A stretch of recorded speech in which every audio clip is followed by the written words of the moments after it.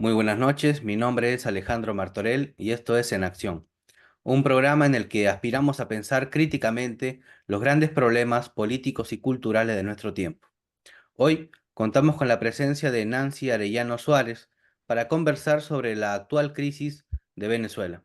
Nancy Arellano es magíster en Gobierno y Gestión Pública y especialista en finanzas internacionales.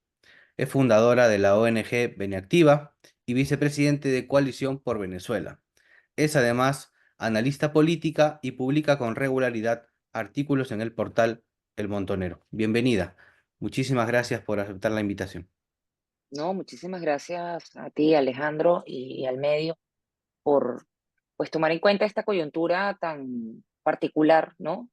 de Venezuela y comprender la importancia que tiene además para la región. Así Así es, que muchísimas gracias. por favor. Bueno, entremos en materia.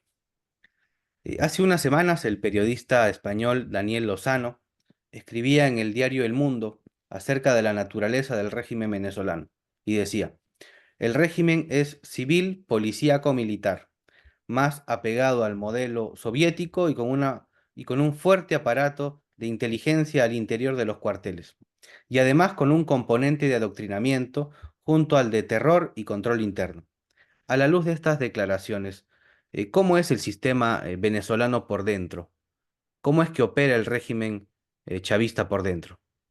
Bueno, la verdad es que yo tengo ya fácil 20 años estudiando al chavismo. Ujú, Bueno, soy venezolana. Y estudié, mi carrera base es una cosa que se llama estudios liberales. Liberales es una mezcla de política con economía, con filosofía y con historia, ujú, eh, digamos, con un fuerte enfoque en política, es decir, entendiendo economía política, entendiendo filosofía política, entendiendo historia de los movimientos políticos. Y por tanto, digamos que mi approach ha sido siempre un approach interdisciplinario, ¿no? Por la propia naturaleza de mi formación base. Y como bien decías, después estudié finanzas internacionales y gestión pública y gobierno. Entonces, cuando se trata de analizar el modelo que ha implementado el chavismo, resulta difícil intentar ver una emulación completa de alguno de los modelos que históricamente se ven en el mundo, ¿no? Hay elementos presentes en efecto, del sistema soviético respecto de la estructura, por ejemplo, de partido único, que ha sido hegemónico, digamos, hemos visto no solamente en el PECUS, en el partido de la Unión Soviética, el Partido Comunista, y que después se replicase en Cuba, ujú, o en China, sino que también lo vemos en la pretensión del PSUV, ¿no? Del Partido Socialista Unido de Venezuela. Y de hecho lo dice en su ideario político, ¿no? Que buscan ser el partido hegemónico, es declarativo. Y allí entran esos componentes doctrinarios que mencionabas. Hay quien habla, por ejemplo, de la influencia de Carlyle en el enfoque del hombre y su tiempo de Hugo Chávez Frías, y que fue, digamos, doctrinariamente o ideológicamente asesorado por Norberto Ceresoli. Norberto Ceresole era un admirador de Carlyle, además, y admirador del modelo fascista, donde se buscaba la estructura líder, Fuerzas Armadas y pueblo, punto. ujú, Ese modelo vertical, directo, buscaba la mayor concentración de poder en el líder, la instrumentalización de las Fuerzas Armadas como un brazo, el brazo que castiga, eh, y el pueblo en llano, ¿no? Pero prescinde de las instituciones, prescinde de los controles, prescinde de los equilibrios de poder y va enfocado hacia un sistema totalitario. Entonces, una de las críticas que yo he hecho a lo largo del tiempo es que pensar que es un modelo comunista es un error, ujú, porque no se trata de un modelo comunista como propuesta económica, ni tampoco política. porque básicamente, si hablamos del comunismo utópico, que va hacia la destrucción del Estado, ¿no? Eh, Va a la ocurrir. desaparición del Estado, y en ese sentido se toca con el anarquismo. Ujú. Eh, el modelo chavista no es comunista y buscó fue concentrar poder para generar una fase de capitalismo de Estado. Y ese capitalismo de Estado, unido a una práctica populista, usó, digamos, las herramientas del Estado para generar un sistema de dependencias a través de dádivas de los planes de ayuda social, de asistencialismo, y Claro, generar cada vez mayor dependencia del aparato estatal, el cual fue engrosado paulatinamente hasta llegar a dimensiones elefantiásicas, que terminan engrosando el gasto público en un Estado que lamentablemente eh, dejó y digo lamentablemente por las consecuencias que trae a nivel humanitario, ¿no? Pero que dejó de ser productivo. Digamos que el Estado venezolano ha tenido siempre siempre no, pues, pero desde finales de los 70 además, con la nacionalización de la industria petrolera, tuvo una injerencia muy directa. Bueno, siempre ha habido injerencia en materia petrolera, porque constitucionalmente el subsuelo le pertenece al Estado, no al privado. Y esto de por sí siempre generó renta, pero ese rentismo se lleva ya, se maximaliza cuando se renacionaliza la industria. Hubo un proceso de apertura petrolera en los 90 que se cierra nuevamente con Hugo Chávez, y que, insisto, esa caja terminó concentrada en la búsqueda de la generación de esta estructura líder, Fuerzas Armadas y pueblo. Entonces, encontramos allí cómo, por ejemplo, las Fuerzas Armadas se empezó a involucrar en el aparato económico, se empezó a involucrar en las importaciones, se empezó a involucrar en las industrias expropiadas, se empezó a involucrar en gerencia de empresas de lácteos, empresas siderúrgicas, empresas, o sea, de lo que sea. Y ese modelo, además, por supuesto, con un fuerte aparataje de propaganda, con la cooptación de los medios de comunicación y con la generación de una clase económica ligada al partido, eh, que fuese poniendo el aparato industrial o comercial, en realidad que es el que domina, al servicio del modelo de control absoluto de las estructuras, eh, y de amedrentamiento de cualquier fuente de producción que pudiese amenazar el total dominio de la economía por parte del chavismo y sus allegados. Eso lleva a la instauración, por ejemplo, del control de cambio en el año 2003 para controlar el ingreso de divisas y la convertibilidad, pero además con ello controlar las importaciones y las exportaciones del país. Entonces, esa medida, digamos que es el centro de la estrategia de control de la economía venezolana, aunado además a emisiones inorgánicas de dinero por parte del Banco Central, el cual perdió su independencia desde la modificación constitucional del 99, y que además se suma a este escenario un cambio en la matriz económica de relacionamiento económico occidental hacia países del Medio Oriente o países que tuvieran sistemas totalitarios, como el caso pues de China, como el caso de Rusia, como el caso de Bielorrusia, etcétera, o Irán, eh, que generó, insisto, un cambio. Lo vemos desde la matriz de producción o relacionamiento en la industria metalmecánica.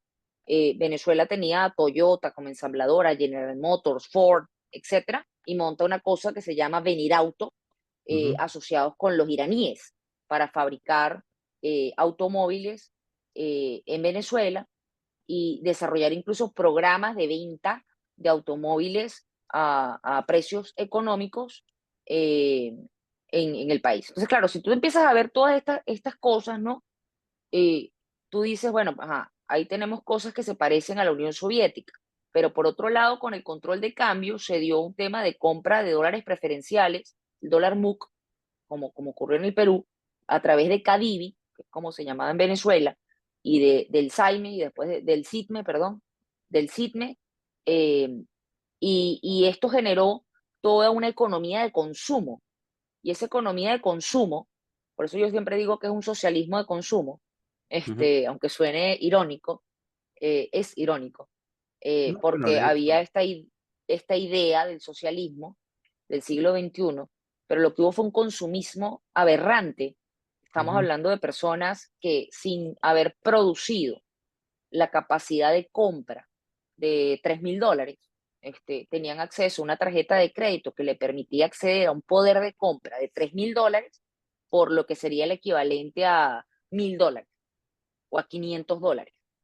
Entonces, claro, eso genera una distorsión en la percepción de bonanza, de, de, de sí, de bienestar, que era una distorsión y que lo que ha llegado después con la crisis económica básicamente es la factura de esas distorsiones que se crearon en un país, en una ciudadanía que estuvo aletargada por la instrumentalización de medidas económicas perversas que, insisto, lo que buscaron fue consolidar este modelo de líder único, Fuerzas Armadas, pueblo, donde el partido único era lo único viable para establecer candidaturas y que además es un proyecto hegemónico que Chávez comete el error, a mi modo de ver, de acelerar a partir del año 2006 y que comete el error porque no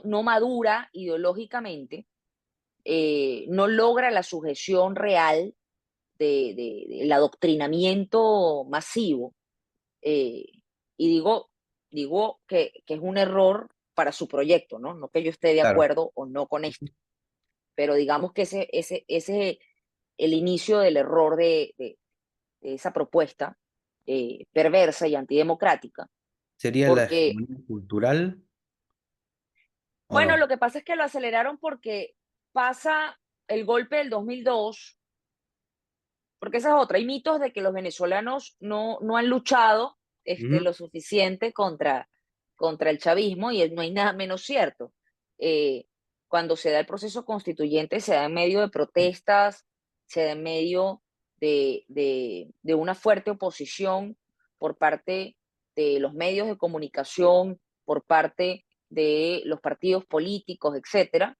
De hecho, se llama a la abstención y la participación en el proceso constituyente fue una participación más bien baja para lo que sería el promedio de la participación electoral de los venezolanos.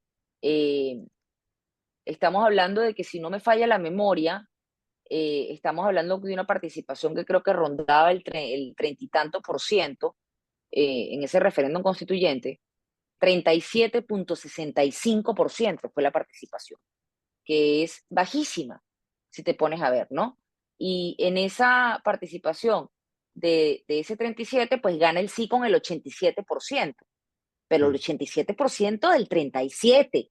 O sea, fue una minoría de Venezuela la que votó a favor de la constituyente chavista. Y eso es algo que poca gente recuerda. Después de eso vinieron las mega elecciones, donde hicieron tabula rasa. Y después de eso vino el golpe del 2002 y el proceso de revocatorio a Hugo Chávez. Y en ese proceso de revocatorio a Hugo Chávez me dio antes un proceso de firmas en contra de Hugo Chávez, que después fue filtrada al público y se convirtió en la lista de Tascón, que era una lista para excluir a ciudadanos venezolanos que estaban en contra de Hugo Chávez de los programas sociales o de los beneficios del Estado o Es el incluso de los macartismo. servicios del Estado. ¿Ah? Es como una especie de macartismo. Claro, o sea, hubo una apartheid ahí Sí, sí. respecto de los servicios del Estado. Y después de eso, como el resultado estaba cuestionado a nivel electoral y se pidió el tema de las auditorías, etcétera, etcétera, etcétera, y algo que tampoco la gente recuerda a veces, es que se incendió la Torre 2 de Parque Central, que era donde estaban los votos del referéndum revocatorio. Ujú. Entonces, eso lleva a una crisis de confianza en el sistema electoral que llama a la abstención total en el año 2005 para la elección de la Asamblea Nacional. Con ese resultado, la participación es bajísima para las elecciones de la Asamblea Nacional del año 2005. Te voy a decir ya cuánto fue. 2005 Venezuela. Y esa participación en el 2005 fue del 25.26%. Y en ese momento ellos cooptaron toda la asamblea. Entonces, no tuvieron la hegemonía absoluta en el poder legislativo, controlaban el poder ejecutivo y por supuesto que ahí buscaron acelerar el proyecto hegemónico con la Ujú, idea del partido único y la reforma constitucional para declarar el Estado socialista. Cuando se va al proceso de la reforma, ahí la gente reacciona y más bien se decide que no nos podemos abstener, que hay que ir a votar. Y pasamos de esta elección que estamos conversando con una participación del 25% a las elecciones de la reforma, que fueron del año 2007, la reforma constitucional, el referéndum constitucional, donde la participación pasó a ser del 55.9%. Y en ese 55.9% se ganó con 50.65 y 51.01. Y fue la única elección que Hugo Chávez reconoció que había perdido, eh, donde se le puso un pare al proyecto hegemónico, ¿no? Eh, Eso como para que se entienda que ha habido una constante eh, resistencia, ¿no? De, del proyecto ujú. eh, y que lamentablemente jugó un rol muy importante cómo controlaron toda la economía y cómo dispusieron de unas arcas estatales engrosadas además por el precio de los commodities en aquel momento, más los aliados internacionales, el Fondo Chino Venezolano, que ayudó también a sostener el nivel de gasto en aquel momento y que se hizo con el commodity tan alto con compromisos a futuro de entrega de petróleo. Eh, y de ahí, además, eh, bueno, viene, insisto, esta disputa de un país ultrapolarizado.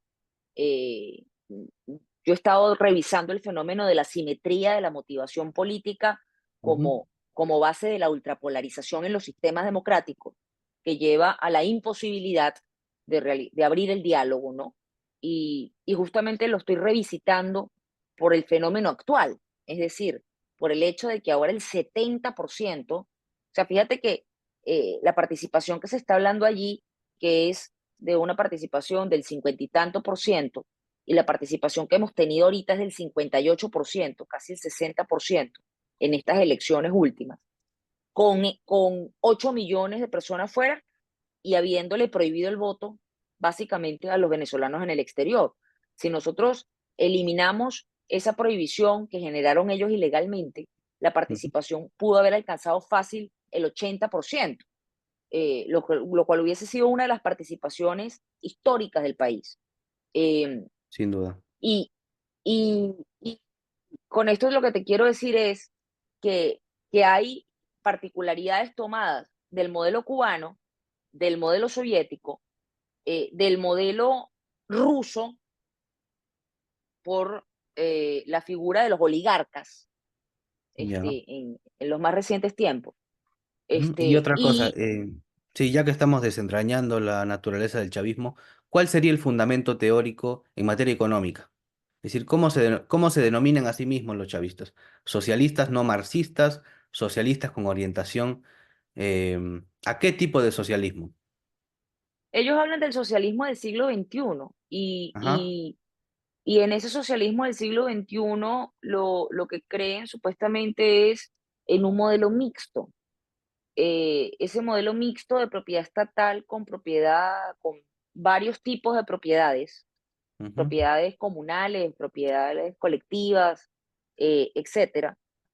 Pero además, cuando tú lo unes a lo que es la geometría del poder que plantean, La geometría del poder que ellos plantean es eliminar las alcaldías, eliminar las gobernaciones y crear las ciudades socialistas. Y Ya. estas ciudades socialistas son pseudo descentralizadas y tienen un banco comunal, tienen un ente legislativo comunal, y todos a su vez están organizados por el Ministerio del Poder Popular para el Poder Comunal, que a su vez depende de la presidencia, ¿no?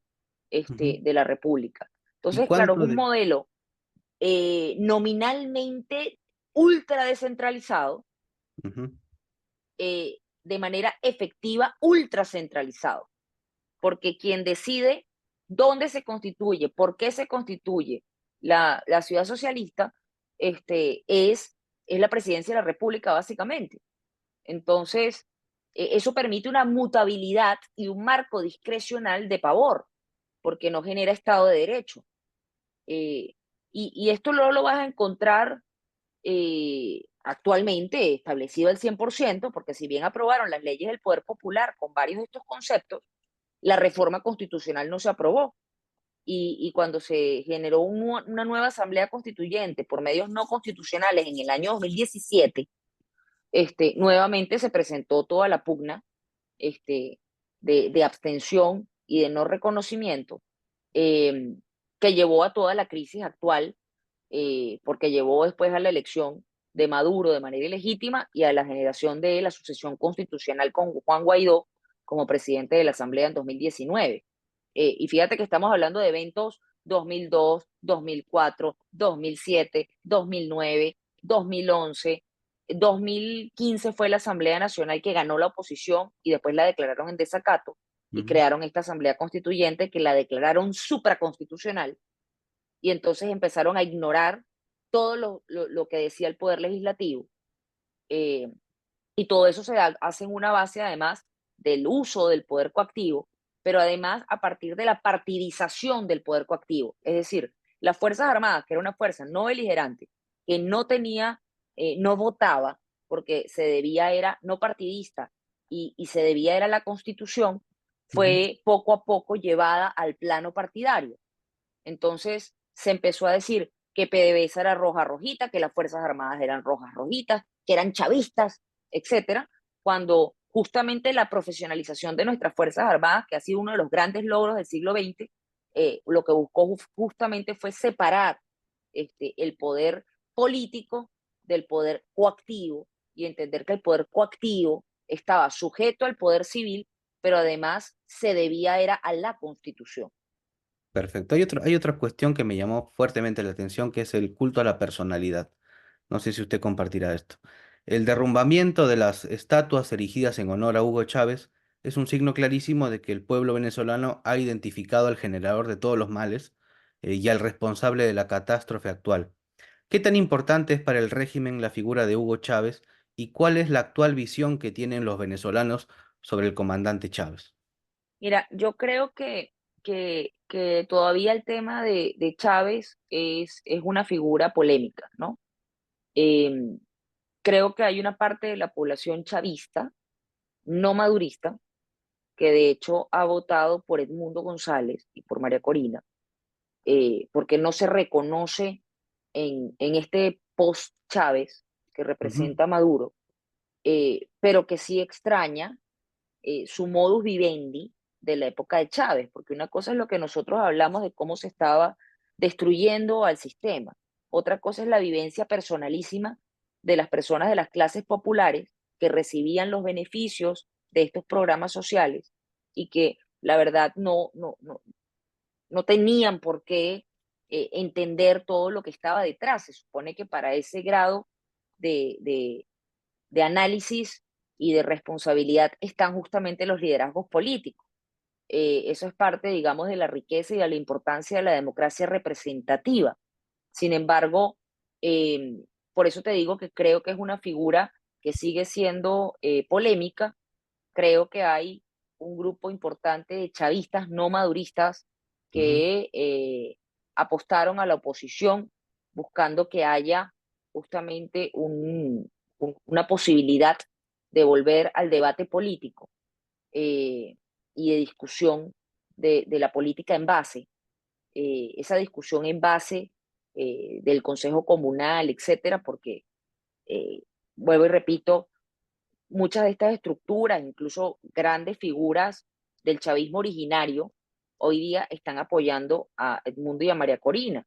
Incluso el que era el ideólogo de Hugo Chávez, venezolano, Nickmer Evans, es un importante opositor ahorita.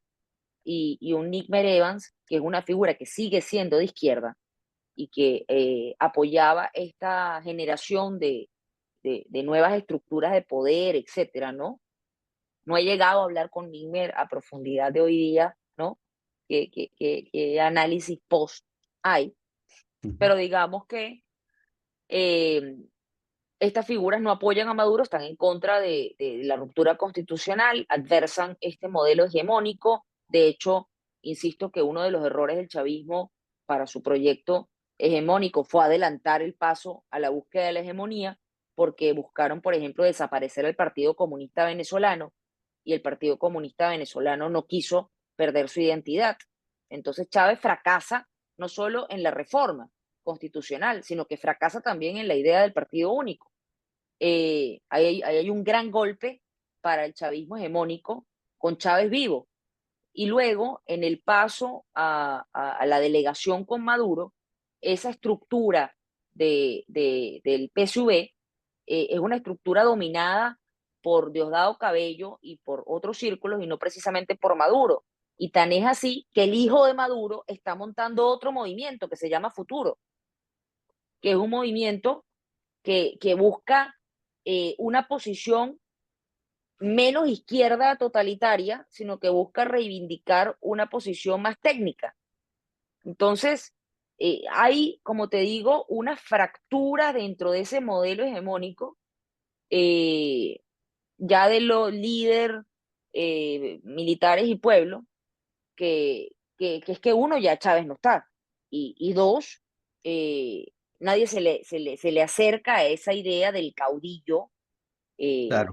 que Ujú. de alguna manera combinaba una suerte de aspectos, incluso emotivos, carismáticos, nos guste o no, que lo hacían muy particular, muy sui generis. Sí, Era sí, un hombre con un gran verbo, con una gran simpatía, pero que además tenía ese don de mando del militar, pero a la vez era muy populachero y que además era un hombre de mucha proyección de visión.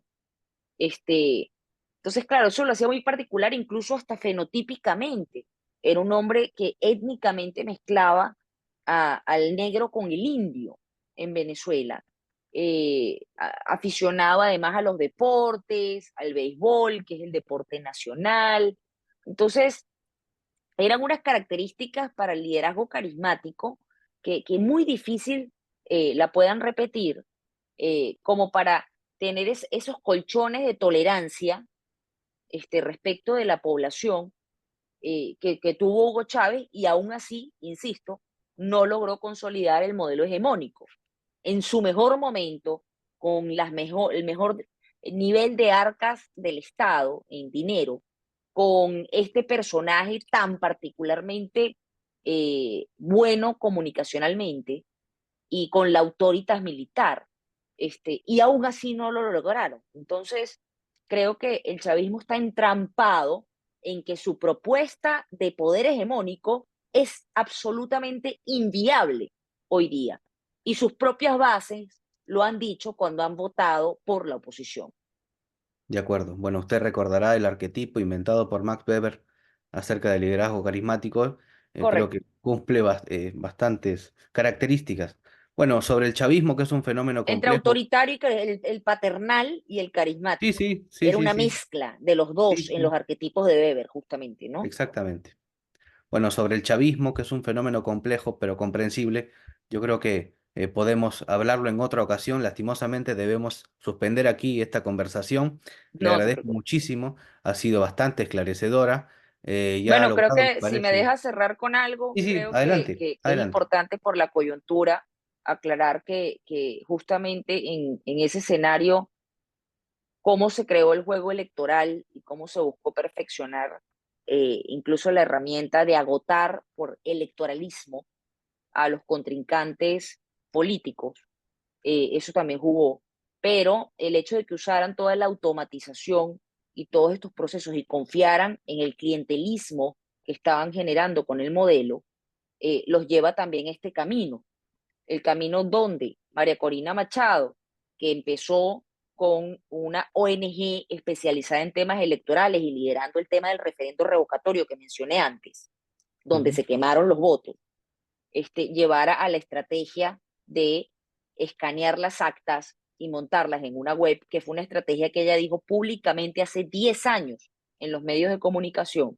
y que materializó ahorita. Entonces, nosotros estamos ahorita peleando no por un tema de que nos guste el modelo o porque prefiramos a un candidato o a otro. O sea, no es solamente por eso, es porque literalmente la evidencia incontestable de cuál es la voluntad del pueblo venezolano está allí y es la que deja muy en claro, con los más altos estándares tecnológicos, de que Nicolás Maduro perdió y de que Venezuela ha decidido que haya un cambio.